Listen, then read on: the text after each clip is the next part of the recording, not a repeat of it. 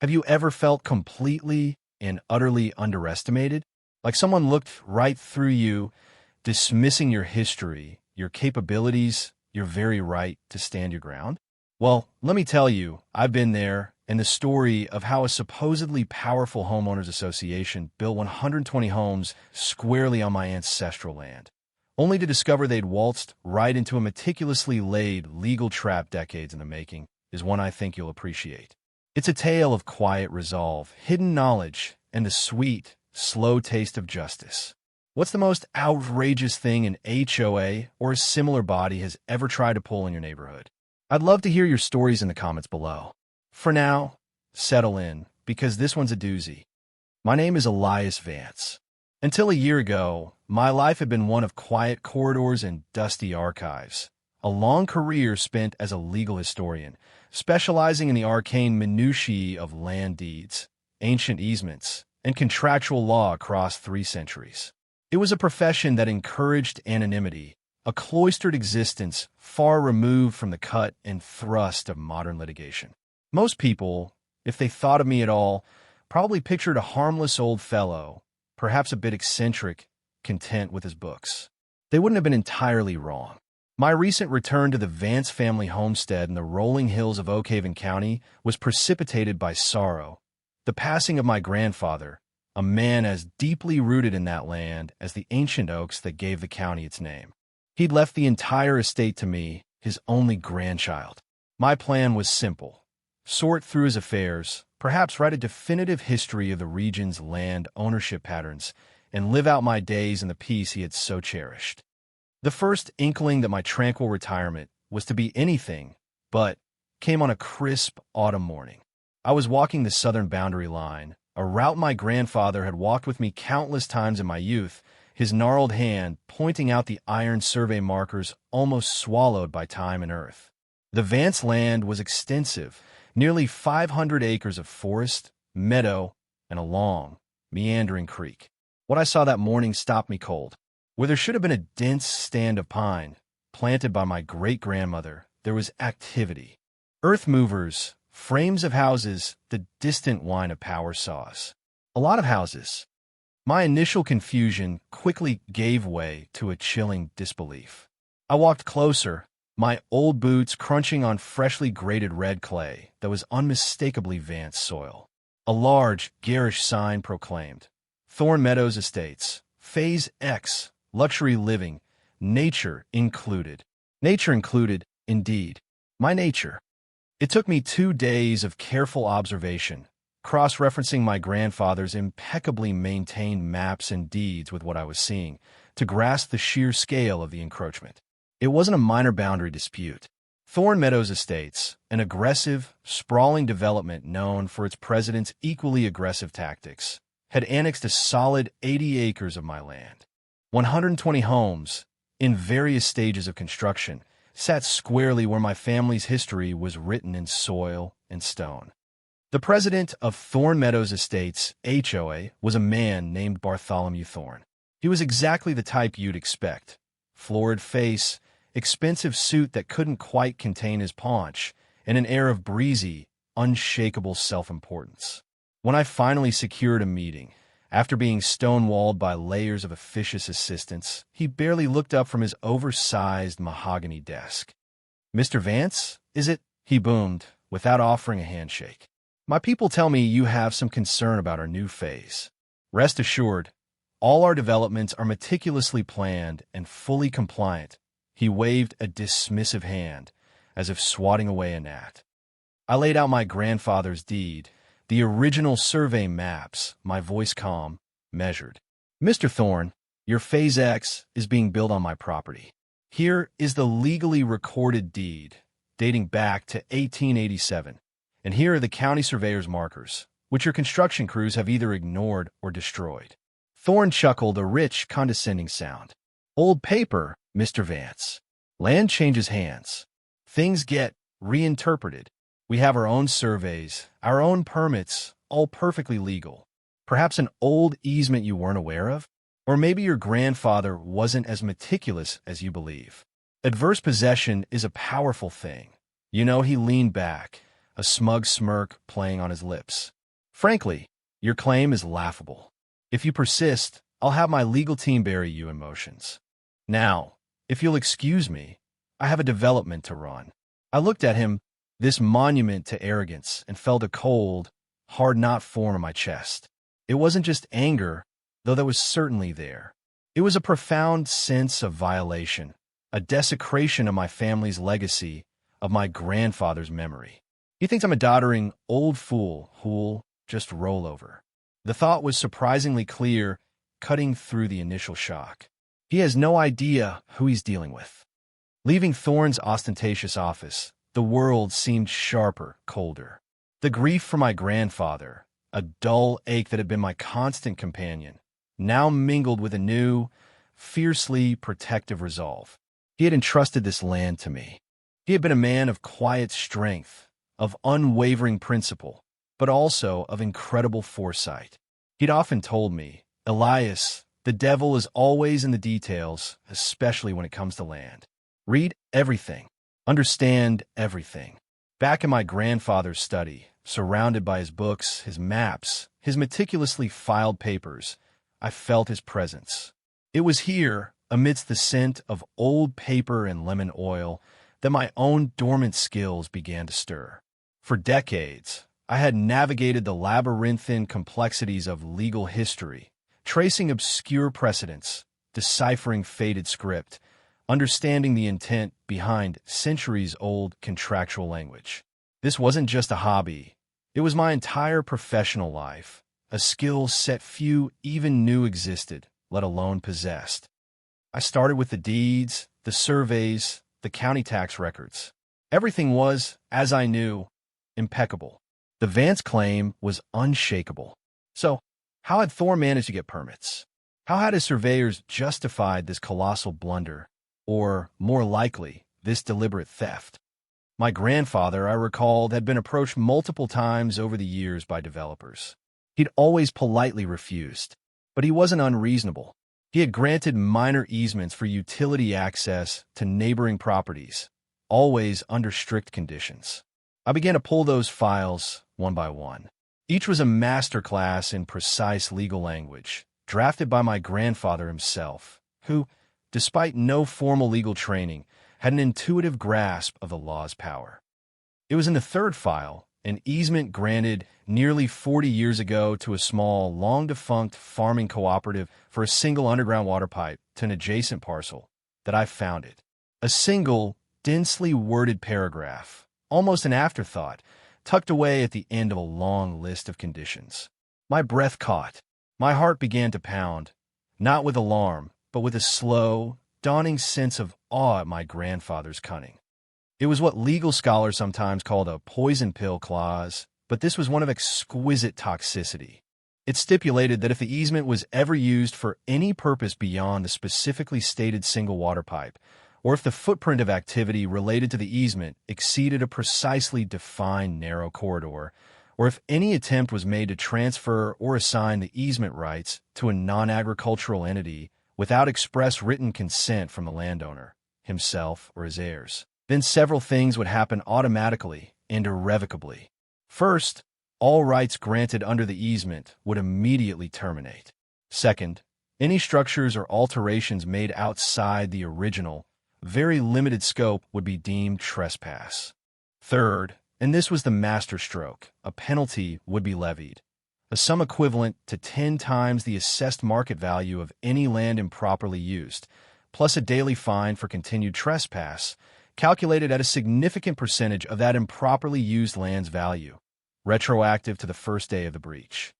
My grandfather, bless his shrewd, suspicious heart, had laid a trap designed for precisely this kind of arrogant overreach.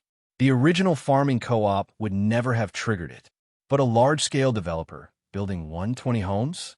They not only triggered it, they dived headfirst into its jaws. The next step was the county records office, a place I knew as well as my own library. I needed to see what documentation Thorne had submitted for his permits. The clerk, a young woman named Daisy, was helpful, if a little overwhelmed by my request for all Thorne Meadows Phase X documentation. Hours later, Hunched over a flickering microfilm reader, I found what I was looking for, a copy of the easement. It was my grandfather's easement, the one for the old farming co-op. But it was different. The crucial paragraph, the poison pill, was missing. In its place was a much more vaguely worded section, implying broader access rights. The signatures looked like my grandfather's, but under a magnifying glass, there were subtle discrepancies. A tremor and a downstroke here, a slight hesitation and a loop there. Forgery? Or perhaps a carefully edited copy? Or had they simply submitted an incomplete version, hoping no one would cross-reference it with the full, original document still on file deep in the archives? They gambled that no one would look this closely. Thorne's arrogance wasn't just in his demeanor, it was in his methods. He assumed no one would ever connect a 40-year-old minor utility easement for a defunct co-op to his massive new development. He assumed no one would ever find or understand the original document. He assumed Elias Vance, the quiet man from the city, was just another grieving heir to be easily swatted aside. My path was clear. This wouldn't be a simple fight over land ownership. This would be the careful, methodical springing of a 40-year-old trap. And Mr. Bartholomew Thorne was already well and truly caught. He just didn't know it yet. The first person I confided in was Sarah Jenkins. Sarah was the town librarian and unofficial local historian, a woman with a sharp mind and an even sharper memory for Oak Haven's tangled genealogies and land disputes.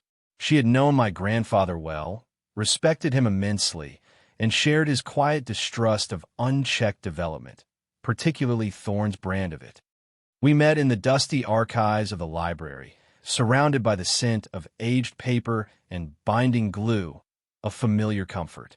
I laid out copies of the original deed, my grandfather's meticulous maps, and the two versions of the easement, the pristine original from his files and the truncated, possibly altered one Thorne had submitted to the county.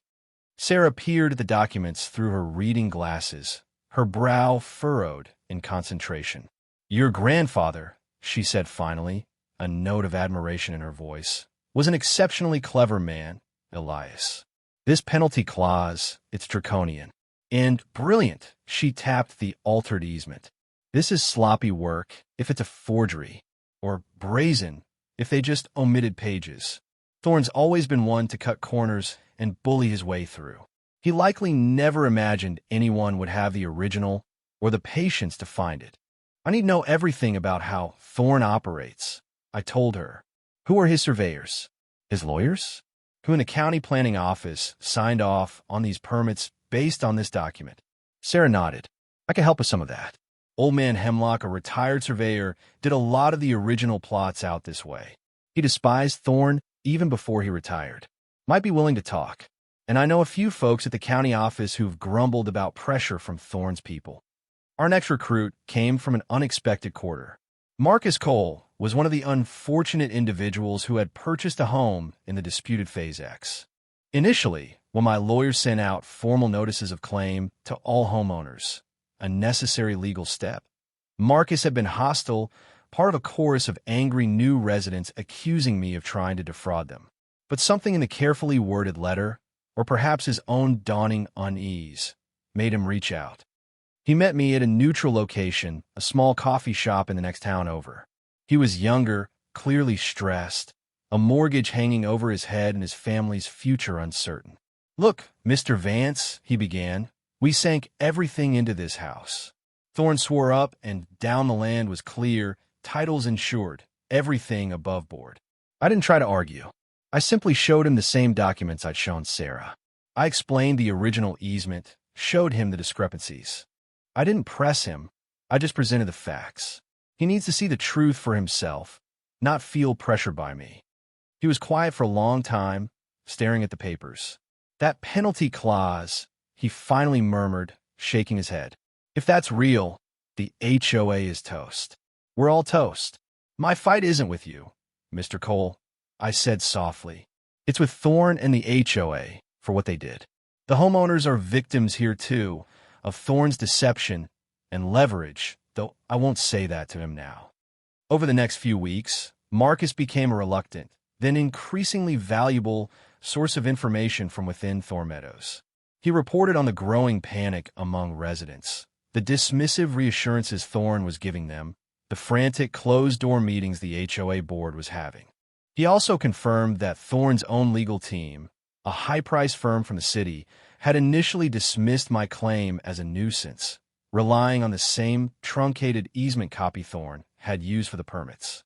They hadn't done their own deep dive into the county archives.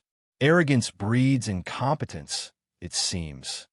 Meanwhile, Sarah's contact, the retired surveyor Alastair Hemlock, proved to be a goldmine. Hemlock, a curmudgeonly man with an encyclopedic knowledge of every survey marker, creek bed, and disputed fence line in Oakhaven County, eagerly confirmed that the original easement corridor was nowhere near the 80 acres Thorn had bulldozed. He even remembered my grandfather discussing the clever little stinger he'd put in that easement. Just in case some future fool got too big for his britches, Hemlock was more than happy to provide an expert affidavit. The evidence was mounting. A clear chain of title for my land, a fraudulently represented or incomplete easement document used for permits, a devastating penalty clause in the original, and expert testimony to back it all up. Thorn, however, was not idle. As whispers of my investigation grew louder, his tactics escalated. First came the official-looking letters from his lawyers, full of bluster and threats of countersuits for slander of title and interference with business. Then, more insidiously, HOA security vehicles began parking just outside my property line, their occupants overtly photographing me whenever I was outside. Loud construction work on the houses nearest my own property would conveniently start at dawn and continue late into the evening. One morning, I found a pile of construction debris dumped just inside my fence. Thorn himself took to local social media and even a small community newspaper to paint me as a greedy, eccentric old man trying to extort money from hardworking families. He mocked my fanciful claims in dusty old papers, portraying himself as the champion of progress and community. This Vance fellow, one quote read, is trying to drag Oakhaven back into the dark ages. But Thorn Meadows is about the future. Let him boast, I thought, meticulously filing away every threatening letter, every photograph of the security cars, every screenshot of his public pronouncements. He's tightening the noose around his own neck with every arrogant word, every clumsy act of intimidation. His overconfidence was my greatest ally. He was so convinced of his own power, his own invincibility, that he couldn't see the carefully constructed precipice he was dancing on. The trap was set. Now it was a matter of choosing the precise moment to spring it. The plan had to be timed perfectly. My lawyer, a shrewd but cautious man named Arthur Albright, whom I'd known from my academic circles and who specialized in complex property litigation, agreed. The deeper Thorn gets in, Elias, Arthur had advised, his voice dry, the more houses completed and sold, the more the HOA is financially and reputationally committed, the greater the impact when we make our move. We don't just want the land back. We want to ensure Thorn and his kind never try this again. The penalty clause is our hammer. So we waited. We watched as Thorn Meadows Phase X neared completion. More families moved in, unaware of the legal sword of Damocles hanging over their dream homes. Marcus Cole kept us informed, his reports tinged with a growing sense of dread and a reluctant admiration for our patience. He spoke of Thorn's increasing bombast, his lavish plans for a grand opening gala to celebrate Phase X, an event designed to showcase his triumph and attract more buyers for future phases. He's actually calling it Thorn's Folly in some of the marketing, Marcus told me, a touch of disbelief in his voice, but as a joke, like he conquered the wilderness. He has no idea. The irony was not lost on me. Thorn's Folly, indeed. The name was more prescient than he could ever imagine. Thorn's lawyers, meanwhile, continued their barrage of nuisance tactics. Cease and desist letters, demands for depositions, frivolous motions filed with the court, all designed to harass and drain resources. We responded to each calmly, methodically, building our own paper trail of his aggressive, baseless attacks. Arthur was a master at turning such tactics back on the aggressor. noting each instance of bad faith. The stakes were undeniably rising. The stress was a constant cold pressure in my chest. I wasn't just fighting for land. I was fighting for my grandfather's legacy, for the principle that even the seemingly powerless have rights. There were nights I lay awake, the weight of it all pressing down. What if I'd missed something? What if Thorne had some other card up his sleeve? But then I'd think of my grandfather's meticulousness, the sheer, brazen arrogance of Thorne's actions, and the elegant, inescapable logic of that poison pill clause. My resolve would harden anew. The risk to the homeowners in Phase X also weighed on me. They were, by and large, innocent parties duped by Thorne's assurances. My goal was not to see 120 families rendered homeless, but to bring Thorne and his corrupt HOA to account. Arthur and I had already discussed potential remedies that could penalize the HOA severely while offering a path forward for the residents, should we prevail. But first, Thorne had to fall. Thorne, oblivious, continued to play his part to perfection. He pushed his construction crews to finish the last of the houses. He ramped up marketing for the grand opening gala, promising an evening of unparalleled luxury and celebration. He even sent me an invitation, a glossy card dripping with smug condescension, with a handwritten note scrawled at the bottom. Perhaps you'd like to see what real progress looks like, Vance. BT. Oh, I'll see it, Mr. Thorne, I thought, a grim smile touching my lips. And so will everyone else. Arthur and I finalized our strategy. The lawsuit would be filed on the morning of the gala. The summons and complaint, a voluminous document detailing every aspect of Thorne's fraud, the full force of the original easement, and a preliminary calculation of the penalties, already running into the hundreds of millions and climbing daily, will be served on Bartholomew Thorne personally, at his moment of supposed triumph. During his gala, the day of the Thorne Meadows Phase X grand opening gala arrived, a glorious late spring afternoon. The sun shone brightly, birds sang, and a festive air, at least on the surface, permeated the newly minted streets of the ill-fated development. I, however, spent the morning with Arthur, reviewing the final documents one last time. Every I dotted, every T crossed, every piece of evidence meticulously cataloged and appended. It's a work of art, Elias, Arthur said, tapping the thick stack of papers. A legal masterpiece, 40 years in the making, courtesy of your grandfather. At precisely 9 a.m., Arthur filed the lawsuit electronically with the Oakhaven County Court. The wheels of justice, often slow, began to turn with inexorable force. Evening descended, and the gala began. Marcus had texted me earlier, describing the scene. Champagne fountains, a string quartet, local dignitaries, and Thorne, preening like a peacock, holding court. He's insufferable, Marcus had typed. Can't wait for the fireworks. We had hired a professional process server, a discreet but imposing woman named Ms. Albright, no relation to Arthur, a humorous coincidence, known for her tenacity. She had her instructions. Serve Thorne at the height of the festivities, publicly but without causing a scene beyond the inherent drama of the act itself. Around 7:30 p.m., as Thorne was reportedly in the middle of a self-congratulatory speech on the veranda of the new community clubhouse, Ms. Albright made her move. I wasn't there, of course. Arthur and I were waiting at his office, the tension a palpable thing in the quiet room. My phone buzzed. It was Marcus. "IT is happening," the text screamed in all caps. A flurry of messages followed. Thorne was mid-sentence, talking about vision and overcoming obstacles. This woman just walked up, calm as you please, handed him the papers. Said, "Bartholomew Thorne, you've been served." His face. Oh my God, Elias. His face. He tried to laugh it off. Said, "More harassment from that crazy old Vance," but he looks shaken. He's huddled with his lawyers now. They look like they've seen a ghost. I could picture it. Thorne, flushed with triumph, suddenly confronted with the cold, hard reality of his predicament. The beautiful facade of Phase X, moments before a symbol of his power, now transforming before his eyes into the physical evidence of his monumental folly. The murmurs spreading through the crowd, the champagne suddenly tasting bitter. Arthur poured us both a small glass of water. "The first domino has fallen, Elias," he said, his voice quiet but firm. The initial reaction from Thorne's camp, after the gala imploded, was predictable bluster. His lead attorney, a man named Sterling who had built a career on intimidating opponents into submission, called Arthur the next morning. I was in Arthur's office, listening on speakerphone. "Albright," Sterling barked, his voice accustomed to commanding obedience. "This is an outrageous abuse of the legal process.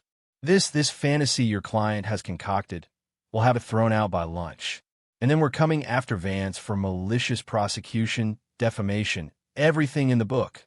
Arthur's reply was calm, almost gentle. "Mr. Sterling, I suggest you take a closer look at Exhibit C, subsection 4, of our complaint. That's the original, fully executed easement agreement from 1983, obtained from the Vance family archives. Then, perhaps cross-reference it with Exhibit D, the, let's call it, abridged version your client submitted to the county for permits. Pay particular attention to the penalty clauses in Exhibit C. My client's grandfather was a most thorough gentleman." There was a pause on the other end of the line, a long, telling silence. Then, a click as Sterling hung up without another word. "He's reading it now," Arthur said, a faint smile playing on his lips. "And he's realizing just how deep a hole his client has dug." The fallout was swift and spectacular. News of the lawsuit and the staggering potential penalties hit the local press like a bombshell. HOA faces ruin. Land dispute claims entire development built on wrongful land, screamed one headline. The billion-dollar mistake? Thorne Meadows in legal peril, blared another. The county planning office, which had approved Thorne's permits based on the questionable easement document, immediately launched an internal investigation. The title insurance companies that had underwritten the sales in Phase X went in a full panic mode. Thorne himself seemed to shrink. The arrogant, booming presence was replaced by a harried, henpecked man, photographed by the local paper looking pale and disheveled, refusing to comment. His HOA board, previously a rubber stamp for his decisions, began to fracture. Accusations flew. Some tried to distance themselves, claiming Thorne had misled them. Legally, Thorne's position crumbled with astonishing speed. His high-priced lawyers, after actually reading the documents my grandfather had so carefully crafted, recognized the catastrophic strength of our claim. The poison pill was not just valid, it was ironclad. The evidence of the discrepancy between the original easement and the one submitted for permits was undeniable. There were no loopholes, no ambiguities for them to exploit. My grandfather had seen to that. Within weeks, Thorne was forced to resign as HOA president in disgrace. The HOA itself, facing penalties that would bankrupt it many times over, was placed into receivership by the court. The county's investigation into the permit process turned up evidence of gross negligence and willful blindness on the part of certain officials who had apparently been swayed by Thorne's influence and assurances, rather than due diligence. Heads began to roll there too. My vindication was complete. The court unequivocally affirmed my ownership of the 80 acres. More importantly, it upheld the validity of the penalty clause in its entirety. The sheer scale of the judgment against the now-defunct Thorne Meadows HOA was breathtaking. But my goal had never been simply to acquire a massive financial windfall at the expense of the homeowners. The true victory lay in the restoration of justice and the honoring of my grandfather's legacy. The resolution phase was complex, requiring careful negotiation. With the HOA in receivership and Thorne personally facing a barrage of lawsuits from multiple directions, including from the dupe homeowners and his own lenders, I had considerable leverage. Arthur and I proposed a settlement. I didn't want 120 empty houses on my land, nor did I want to be responsible for their demolition. I certainly didn't want to profit excessively from the misfortune of the individual homeowners who had bought in good faith, however foolishly. The agreement we hammered out was, I believe, both just and pragmatic. The court-appointed receiver, funded by the HOA's insurers, who were desperate to cap their losses, and whatever assets could be clawed back from Thorne and his cronies, would essentially purchase the 80 acres from me at its current fair market value, the value it had with the houses on it. This was a substantial sum, but far less than the astronomical penalties the court had affirmed I was owed. A significant portion of those affirmed penalties, however, was still to be paid into a trust fund I established, the Oak Haven Heritage Land Trust. Its mission would be to acquire and preserve other historic lands and open spaces in the county, protecting them from the kind of rapacious development Thorne had embodied. My grandfather, I felt, would have approved. For the homeowners in Phase X, this meant they could keep their homes, albeit with new deeds and under a newly constituted and hopefully far more responsible homeowners association. They were, naturally, immensely relieved. Many, including Marcus Cole, who became a key figure in forming the new HOA, expressed their gratitude. The cloud of uncertainty was lifted. They had been victims of Thorne as much as I had. Bartholomew Thorne's downfall was total. He faced financial ruin, his reputation shattered. There were ongoing investigations into potential criminal charges for fraud and forgery related to the easement documents. His enablers on the old HOA board and within certain county departments also faced their own reckonings. The empire he built on arrogance and deceit had crumbled to dust. For myself, a new chapter began. The quiet retirement I had envisioned was different now, imbued with a sense of purpose I hadn't expected. I found myself an unlikely local hero, the quiet academic who had outmaneuvered the bully. But more importantly, I had protected my family's heritage and, in a small way, helped safeguard the future of the community's landscape.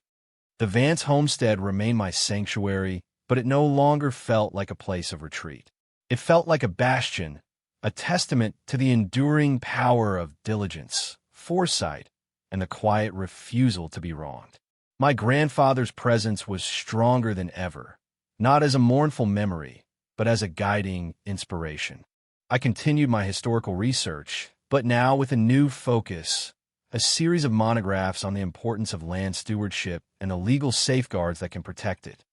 Looking out over the rolling hills, the 80 acres now legally and morally mine once more, albeit with a neighborhood on it that I had, in a strange way, helped to save from its corrupt founder, I felt a profound sense of peace. Justice, I'd learned, isn't always loud or immediate. Sometimes it's a meticulously drafted clause in an old document, a seed planted decades ago, waiting patiently for the right conditions to bloom into undeniable truth. It's a reminder that even the most powerful can be brought down, not by shouting, but by the quiet, unyielding force of carefully prepared facts. And that, I believe, is a lesson worth remembering. The satisfaction wasn't just in the victory, but in the knowledge that a legacy was honored and a community, in its own way, was made whole again.